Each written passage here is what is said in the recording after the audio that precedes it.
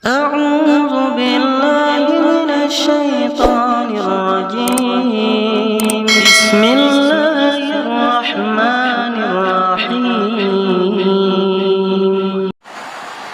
Ada lagi takdir yang di atas itu, masih panjang, itu suka-suka Allah ya. Jadi Allah ini nggak boleh diatur siapa-siapa.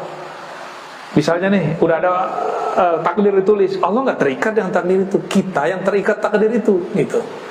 Orang-orangnya Allah, bahasa Arabnya ahlullah. Orang-orangnya Allah, keluarganya Allah, dia nggak terikat dengan Lauh Mahfuz, dia terikatnya dengan jaiznya Allah. Jaiznya Allah itu ada bentuknya syafaat, ada bentuknya hadiah. Tapi hukum sunatullah kan tetap nggak boleh berubah, dia cuma geser doang. Jadi kalau ada orang seharusnya mati, digeser, mungkin pindah, mungkin ada yang kena samping kiri kanannya. Ini bukan hanya dengan ilmu kun nur, tapi ada yang kun nar. Pernah dengar tumbal nggak Ustaz? Yes. Tumbal itu nar dia. Dia pakai kun juga, pakai nar. Biasanya orang kalau menyembah setan, mau bikin rumah, mau bikin villa, mau bikin resto, mau bikin usaha, dia mengabdikan diri kepada setan. Kun juga, kan setan pakai kun juga, tapi nar. Nanti ada tumbal-tumbal. Seharusnya dia yang mati, tapi yang mati siapa? Ya orang-orang sekitarnya. Tuh, dalam ilmu setan aja ada di alih-alihan, apalagi dalam ilmu nur. Gitu, ya. Ini kita sekedar membuka-buka sedikit aja nih, biar selama ini yang kita sudah tahu ternyata bagian dari rangkaian ilmu kun. Ya. Ada seorang ibu di sana, di Tangerang Selatan. Suaminya udah gak bangun-bangun beberapa hari, koma. Dia belum siap suaminya pergi, suaminya mati. Maka dia sholatlah waktu duha, dengan rakaat yang dia udah gak tahu lagi udah berapa rakaat. Dalam sujudnya dia nangis terus, ya Allah, aku belum sanggup ditinggal suamiku. Ya Allah, ya Allah. Oh, semuanya lengkap dia baca. Itu sholat mungkin ada 11-12 rakaat kali. Selesai sholat, assalamualaikum, suaminya manggil, Neng. Apa tuh yang terjadi? Sebenarnya orangnya memang takdirnya belum mati, tapi penyakitnya yang berat, yang tadinya panjang, seharusnya panjang menjadi pendek. Nah, ini kalau doa kita masih kuat ya. Oleh karena itu, dokter misalnya nih bilang sembuh dengan ini harusnya 3 bulan udah lewat nih. Tapi banyak kok yang udah 3 bulan masih hidup-hidup aja ya. Kawan saya divonis bayi janin di perut istrinya nggak mungkin lahir normal, nggak mungkin kata dokter. Akhirnya dia datang ke semua guru, semua kiai, semua orang yang menurut dia soleh, minta didoain istrinya lahir normal ya. Apa kata dia? Ini anak doa, ini anak doa. Padahal dia minta doa lebih dari 40 kiai. Gak tahu mau doa kiai mana lah yang makbul. Itu bisa terjadi begitu. Hati-hati yang doanya makbul, ntar kayak iblis, sok berjasa. Ntar kayak ibu-ibu tadi, kalau nggak karena saya hancur nih. Ya. Ini dia lupa bahwa dia bisa zikir itu karena anugerah dari Allah Subhanahu wa taala. Jadi ini yang disebut ajalan musamma. Jadi ajalnya ada ajal Lauh Mahfuz, ada ajal rahmatullah. Rahmat kasih sayang Allah yang kita sebut jaiz. Ya, suka-suka Allah itu. Seharusnya 313 lawan 1000-an kalah atau menang? Hukum takdir mana yang bisa menyebutkan 313 bisa ngalahin ribuan orang? Gak ada. Mau digeser takdirnya kemana gak bisa. Gak bisa. Peralatan mereka lengkap, jumlahnya banyak. Kalau dalam kitab-kitab kan cuma 1000. Tapi kalau ngikutin politik zaman itu nggak mungkin bisa lebih banyak dari itu. Bahkan dalam hadis dikatakan jin kafir aja ikut perang semua. 313. Dongeng apa ini? Kata kawan. Masa 313 bisa ngalahin ribuan orang? Itu pakai apa? pakai jaiznya Allah. Kenapa pakai jaiznya Allah? Karena 313 itu ahlullah, orang-orangnya Allah. Makanya Nabi ngomong, i'malu ma syi'tum fa innallaha qad ghafara lakum. Kamu buat suka-suka lah, Allah pasti ampuni, karena keluarganya Allah kok. Kalau keluarganya Pak Haji nih, datang cucu, nyolek-nyolek binatang, pingsan binatangnya, dimarahin nggak? Ada ngerusak-ngerusak apa pohon dipatah-patahin. Cuma kalau tamu, minta ganti rugi. Benar nggak? Hukum luh mahfuz. Tertulis. Nah, rusak ini ganti sekian, ya. Rusak fasilitas, wastafel dipatah-patahin. Ganti sekian. Tapi kalau yang rusak cucu gimana? Gimana Pak Ji? Ya dipakai. Ya sudahlah, dipeluk-peluk paling. Itu baru keluarga orang di bumi. Zahirnya sama kesalahannya dengan orang yang pendatang, tapi sikap kita beda. Ini ahlullah, Rasulullah. Karena Nabi sudah gak ada, la nabiyya min ba'di. Maka ilmu-ilmu para nabi terdahulu gak boleh hilang, maka pewarisnya harus muncul. Mereka lah 313 itu. Itu 313 tadi, kalau mereka hidup sebelum Rasulullah jadi Rasul semua. Tapi mereka kan hidupnya setelah Rasulullah muncul. Maka statusnya bukan sebagai Rasul, statusnya sebagai wali. Jadi keluarganya Allah itu ada dua. Satu, siapa? Nabi dan Rasul. Dua, wali. Habib gimana? Ya Habib kalau nggak jadi wali nggak jadi keluarga Allah. Sayyid kalau nggak jadi wali nggak jadi keluarganya Allah.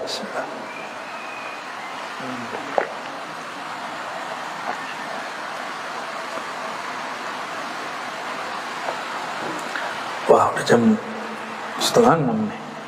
Ayatnya baru atu yang dibaca. Kita masuk ayat kedua ya. Surat Az-Zumar, mundur nih. Surat 39 ayat 42. Ini masa dulu masih S2 nih, saya suka baca Az-Zumar kalau lagi sholat malam. Seneng ya. Baca aja. Dulu masih hafal sih ya. Sekarang sok-sok tawadu jadi buka. Biar gak dibilang hafiz. Allahu yatawaffal anfusa hina mautiha. Allah lah yang mewafatkan jiwa-jiwa, anfus, ketika dia mati. Maut, mati itu berpisahnya roh dengan badan. Orang tidur rohnya misah. Rohnya udah misah. Hati-hati kalau mau tidur ya, jangan hobi tidur, itu mati itu. Wallati lam tamut fi manamiha. Dan Allah lah yang mewafatkan jiwa-jiwa yang tidak mati dalam tidurnya. Berarti ada mati dalam mati, ada hidup dalam mati. Ini kita bagi dengan istilah yang lebih gampang. Ada wafat, ada mati. Tolong dibedakan. Ya, ada wafat, ada mati. Wafat itu rezekinya Allah sempurnakan hari itu. Kapan rezeki kita hari ini cukup? Kalau kita sudah tertidur. Berarti rezekinya sudah mau habis. Gitu. Jadi rezeki harian. Rezeki harian.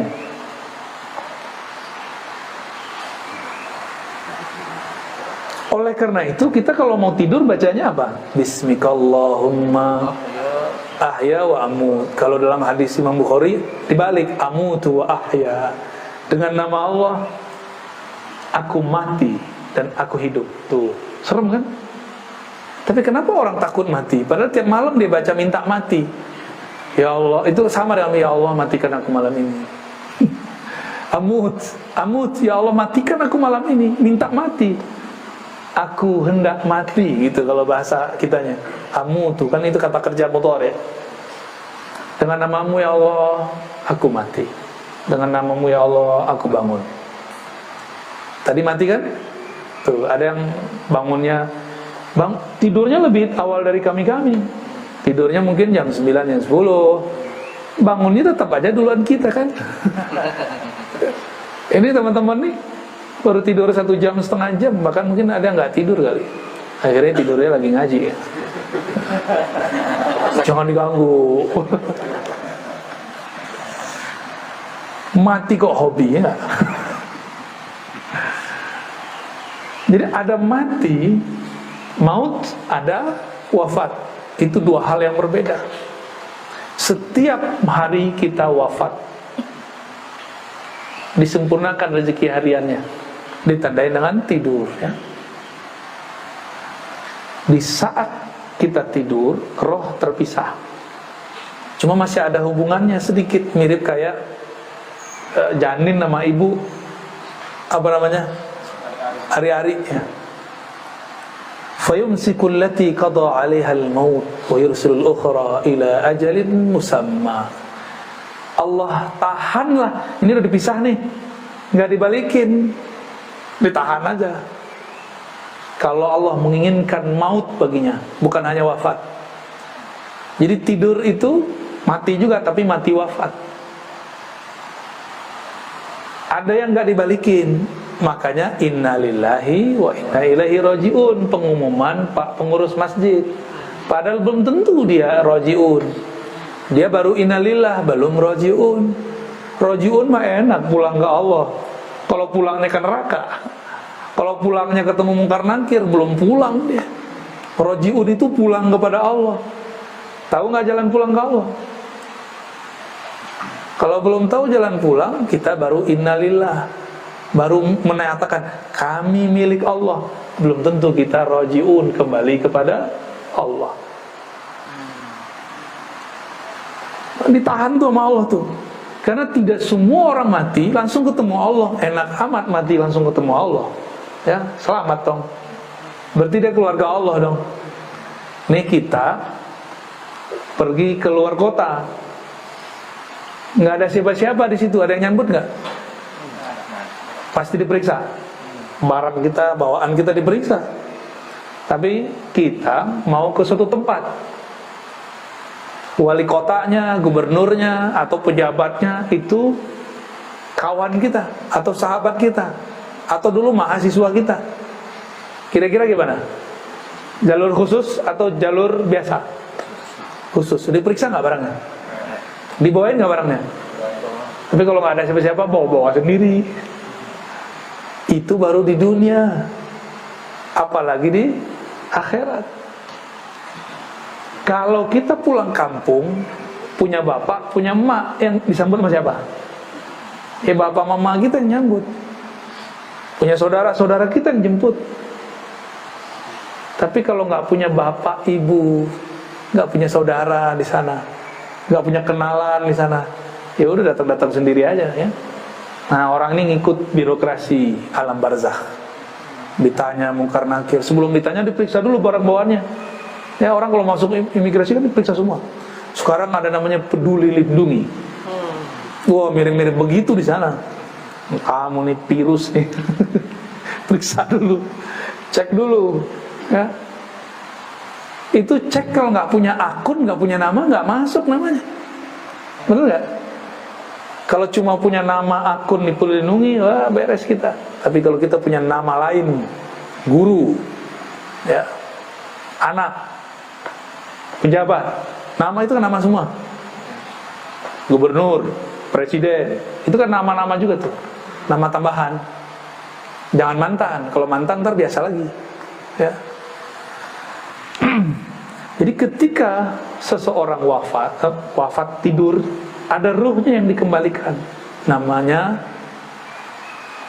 bangun sadar. Ada yang tidak dikembalikan, namanya kematian. Jadi jangan main-main kalau mau tidur, benar-benar kolbunya harus siap. Siapa tahu nggak balik-balik. Ya. Jadi ntar jangan tidur kecuali nyebut nama Allah.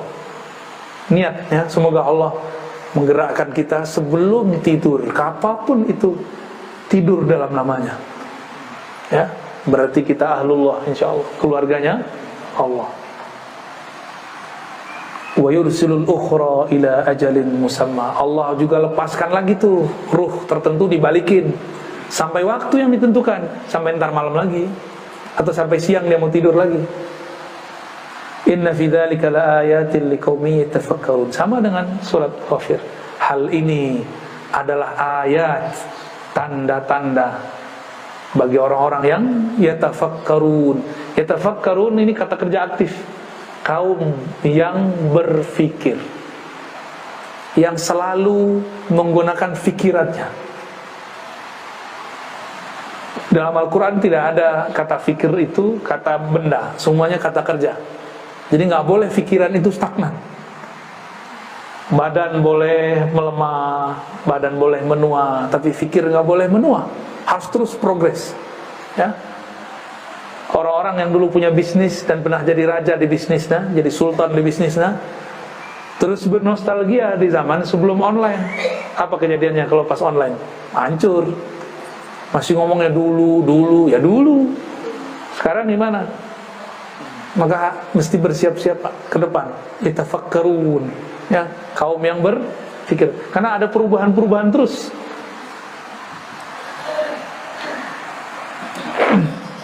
Jadi cara untuk mati husnul khotimah mudah. Ada dua. Satu, kenal dulu sama yang nyabut. Ya. Yang nyabut ini ada yang menyuruh nyabut, ada tuh petugasnya, dua tuh. Kenal sama dua-duanya kalau bisa. Lebih afdol kalau kenal sama yang nyuruhnya. Oh, enak tuh, ya. Allah bilang, ya, kan Allah yang nyebut. Maka disebutlah pencabut nyawa itu wakil. Dalam surat Sajadah itu disebutkan mereka wakil. Ya. Ada kan ayatnya? Ya. Ada kalimat malakul maut dalam surat Sajadah. Ya. Bacaannya antum kalau hari Jumat. Hah? Itu dia. Bacain ke Ustaz. Ada kalimat wukila bikum, diwakilkan. Berarti ada yang nyuruh dong. Yang nyuruh kan Allah.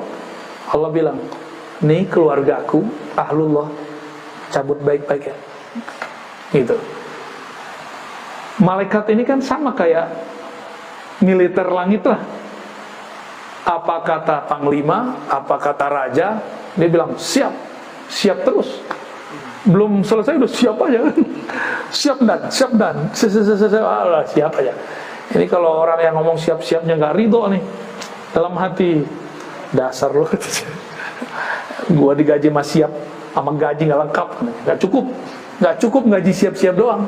Kalau nggak ridho sama kerjaannya, ya, tapi kalau ridho sama kerjaannya dia senang-senang aja tuh. Tapi yang mau dicabut musuhnya Allah. Apa kata Allah? Udah tarik aja. Nggak mau paksa katanya. Kita nyaksiin kan ada orang ditangkap nggak mau, ada kan? Tarik aja. Dia ngoceh macam-macam. Kata petugasnya, nanti aja Pak ngomongnya di sana di kantor. Kira-kira begitulah modelnya. Itu modelnya. Tapi ada juga yang sandiwara Pak, kita kan nggak tahu. Pura-pura ditangkap ada juga. Kita nggak tahu dia ini pura-pura ditangkap beneran. Ada orang yang pura-pura mati ada juga. Jadi jangan heran kami punya sanad hadis. Itu di sanad hadis ada orang umur 500 tahun. Itu gimana mau cerita? Ternyata dia dilihat orang udah mati berkali-kali hidup lagi. Di sini mati, nggak lama di kampung sebelah dia muncul. Terlihat sama orang mati, dia nggak mati. Ini nggak khurafat lah ya. Di Malaysia, di Lombok, kejadian ada orang dimasukin ke lahat, pas masuk hilang.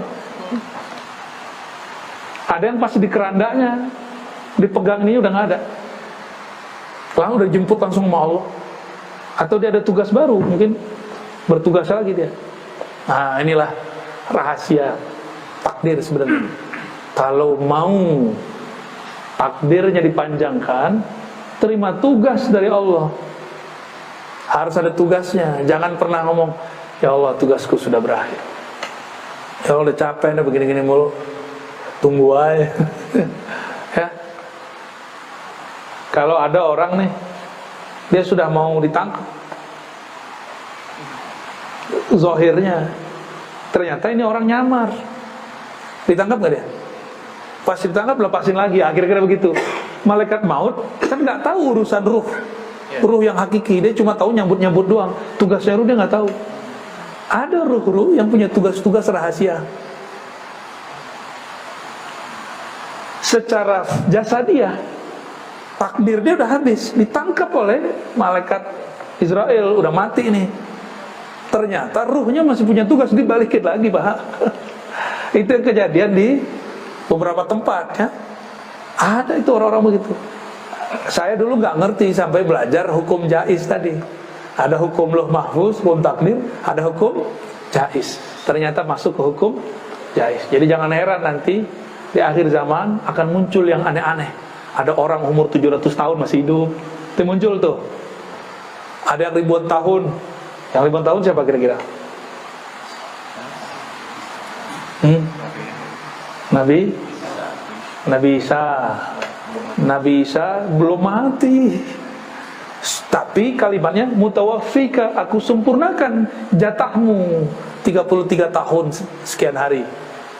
Diwafatkan sudah, dimatikan belum? Ya, ahli tafsir ini masih debat-debat aja kan. Susah amat nih, loading amat sih kalian. Ini loh ayatnya jelas bahwa wafat beda dengan mati. Dia belum mati, wafat sudah. Wafat artinya disempurnakan hak dia waktu di bumi sampai 33 tahun. Sekarang hak dia di langit 2. Dan wajahnya, umurnya masih muda sekali, 33. Pas turun muda banget. Kenapa dia masih dipanjangkan Allah? Dia masih ada tugas. Tugas dia, takdirnya Dajjal di tangan dia. Maka Allah panjangkan Sayyidina Isa. Gitu. Gimana kira-kira? Mulai connect? Ternyata ada dalilnya semua. Ini bukan barang baru. Ini barang yang sudah lama tersimpan, baru sekarang dibuka-bukain sama ulama kita. Ya, saya kan cuma bantu-bantuin aja bukainnya. Sebelumnya sudah ada yang bukain. Tapi ini dibukanya dulu bukan jam-jam segini, dibukanya jam 1 malam. Antum lagi ngorok, kita buka-buka yang begitu. Iya, nggak buka film porno, kita enggak. Ya, kita buka film sono.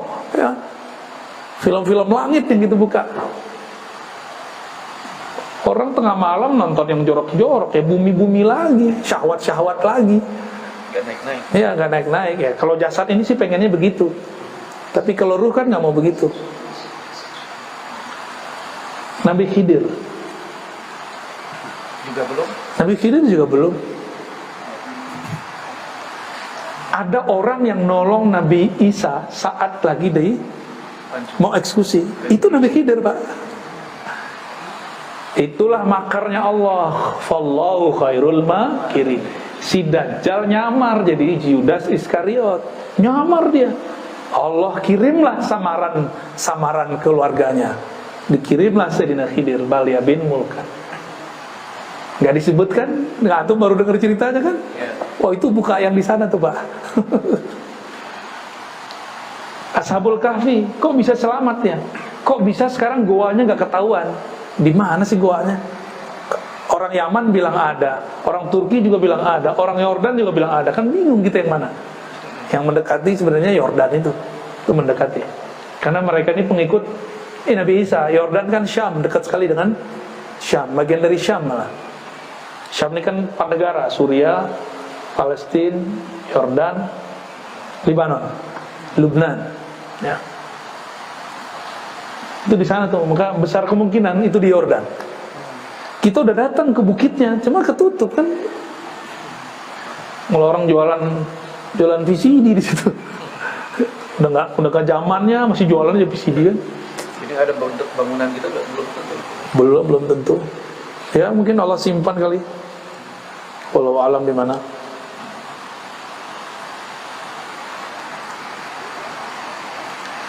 Jadi karena Nabi Isa masih ada tugas, Allah panjangkan, Pak. Itu skenario Allah, mau dihidupkan di mana kan suka-suka Allah.